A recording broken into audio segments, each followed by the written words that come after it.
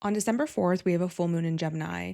I already did a video distilling the astrology and human design in depth a little bit more, but today I want to talk about this full moon again because it is the last full moon of the year. This is kind of the culmination of a lot of what this year has been about, even though this full moon cycle is about the last 6 months and it's about the Gemini part of your chart.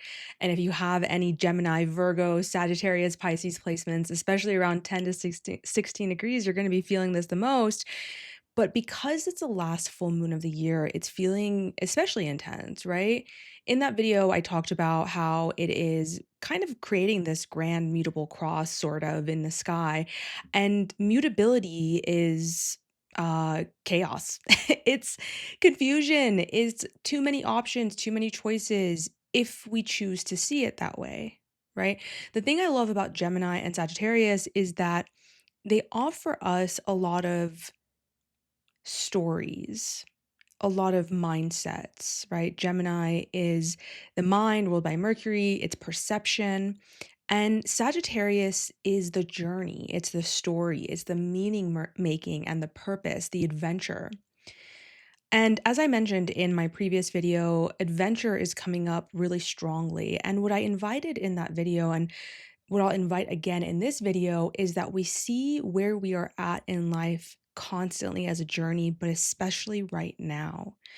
When things are feeling extra chaotic or extra painful, that perspective shift is really important to have, that reorientation, that what seems insane right now, we're going to look back and say, holy crap, I got through it, right? And so just for this moment, I want you to think about 6 months ago. We had a new moon in Gemini 6 months ago. May, June of this year. I want you to think of that version of yourself, right? I talked a lot in my previous video about how our nervous systems feel frazzled. Is that a word? Feel fried, because we are trying to hold too many versions of ourselves at once. And so it's making our mind go crazy because it's like, well, what decision do I make? Am I acting from this version of myself? Am I acting from the new version of myself or the old version of myself? Okay. So this is why our nervous system can feel kind of fried right now, or frazzled. If that's not a word, I'm making it a word apparently. That's one of the reasons, right? So if we think of it from that perspective, I want you to think about 6 months ago. And you can think about this in broad terms, or you can think about it in the Gemini part of your chart. Let me know in the comments down below, where do you have Gemini? And if it's around this 13 degrees that it's happening in, this full moon. What would that version of you think about how far you've gotten? I think this is something that's important for us to think about, especially when we have future-oriented signs like Sagittarius in the sky and then Pluto in Aquarius. It's important to think about, in my previous video, I mentioned Gemini is perceptive and it's in the here and now, which can oftentimes create some issues as well with a lot of not taking things seriously enough because they're just like enjoying the moment. And also it can bring some anxiety, as we'll see in the tarot or the decan and in the tarot card that rules it. It can bring some anxiety and worry as well, oftentimes, because it is very mental sign. And I think it's important to look back, right? Jupiter's in Cancer. Cancer is the past. It's retrograding. We're integrating a lot of stuff. We've got Mercury in this grand water trine right now, and Mercury is the ruler of this moon. I want you to think back to yourself 6 months ago and how far you've come. I want you to envision, I want you to close your eyes right now and think about that version of yourself. And I want you to think about 3 things that version of you would say, wow, I cannot believe you did this. I am so proud of you. I can say for myself, in the recent few weeks, I've been going about, my sun is in Gemini, right? But it rules my 11th house, made a lot of decisions from a version of myself that I'm not fully sure I know how to be or how to be her yet. Right. And this is a thing that I think we get so caught up on, is like, this full moon is not asking you to be confident. When you're stepping into a new identity and you know that you're growing past this version of yourself, you're not going to feel super confident.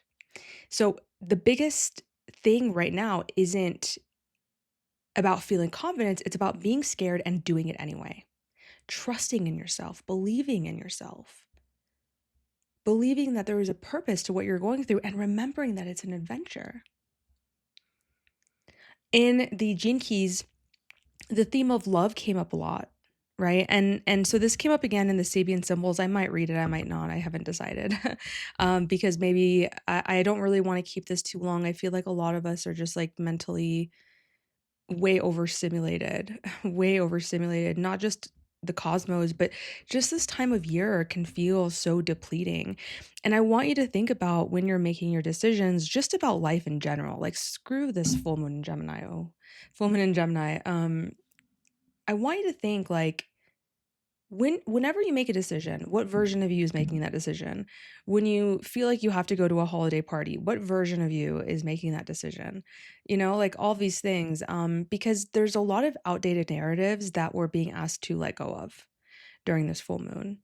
And that's that's what's keeping us stuck. It's not timing. It's not, transit. It's not even clarity. It's just these narratives about who we think we should be. Old conditioning, pain, old trauma. When you start showing up in the world in a different way, people are naturally going to be uncomfortable. And your job is not to soothe their discomfort. It's to honor your own boundaries and come from a place of love for both yourself and the other person. You know, I show up on here and I talk about my offers and I talk about what value I want to give to the world and live my purpose and my dharma. And naturally, it may make some people uncomfortable that I talk about my offers because to them it seems salesy or whatever, but I know why I'm doing it. I know who my people are, and I know that I'm here to inspire people into being their authentic selves, to showing up even when it makes other people uncomfortable. Maybe for you right now, this is just a mental shift that's going to happen, that's going to allow you to see that you get to make people uncomfortable when you stand in your purpose and in your truth. I have a workshop coming up December 6th called Co-Creating the Cosmos. And I love how this workshop has kind of grown and deepened into something I couldn't have even imagined. It started off just being kind of a little bit lighter and has gotten so super deep, and how much it's even helped me as I've been building this workshop, truly. So I'm so excited to share it with you guys. And we're going to go through the astrology and human design of purpose and dharma, and how when we do that, the cosmos naturally attune to us, and we find the right people and we find the right support, and we will piss some people off, and they're not going to like it when we change. You know, when we change, we have to understand that we've been in a dance with certain people in our lives, and when we start moving differently, they're not going to like that. And some people will naturally fall away, other people will learn to adapt, and neither of those are your responsibility. And I'm not going to get it perfect every time. I'm not going to get it perfect most times, right? That's not the point. If we look at life as an adventure and, you know, we release these old narratives we have around perfection, then we don't expect ourselves to show up perfectly. We don't expect other people to show up perfectly either. I want you to release a narrative that you need to be small, that you need to hide your gifts, that you need to not talk about what you love because people are going to be uncomfortable, because maybe they're just not in a place where they can be inspired by that yet. Boldness to me is a spiritual practice. And in my Co-Creating the Cosmos workshop, I'm going to go through all of the different elements for these houses that we're going to talk about, where you can find like your superpower that allows you to co-create with the cosmos, and to bring purpose into every interaction. You know, purpose permeates our entire lives. It's not just in our work. It's not just something that we do in service in a work-oriented way. Purpose is our dharma. It's who we are, it's who we be. And right now, the nodes are giving us this tension between South Node and Virgo, which is like, and what are you going to offer the world? And it's going to be perfect and it's going to be curated. And what systems do you have? And the North Node in Pisces is asking us to just show up and let it be imperfect, let it be messy. So, anyway, I want you to ask yourself, what narrative about yourself is ready to be released? What part of you is ready to stop shrinking, to make other people comfortable while you are crushed by your own discomfort? The discomfort of not living the life that you want. And listen, like, this is a process, it's a progress, it's a journey. And as I mentioned in my recent Substack, there is no arrival until you've decided that you've arrived. This is like the downside of progress, right? I have a video about Pluto and Aquarius and the dark side of progress, because this is something that's coming up a lot. But even with this full moon in the gate of progress, the gate of evolution, we have such beautiful gifts coming from this, but also it can be that we're just trying to get better and better and better and better and better, which is why I said, like, think back to 6 months ago, but then also come back here. And what narratives are you now ready to release so that you can release some of this tension in your system? If you want to stick around, I want to quickly talk about the tarot card that rules the second decan of Gemini, which is the Nine of Swords. And this is the book I'm reading from, 36 Secrets. It is in my book list in my description. You can also sign up for Co-Creating the Cosmos in the description. But the Nine of Swords is generally not seen as a very fun card, right? It's seen as a card of restlessness, insomnia, worry, anxiety. So you may be feeling those things right now, right? This is Gemini squaring the nodes. There could be a high level of mental anxiety and activity. What I love about Gemini is that it reminds us that our minds can be our biggest liberators and they can be our biggest oppressors, right?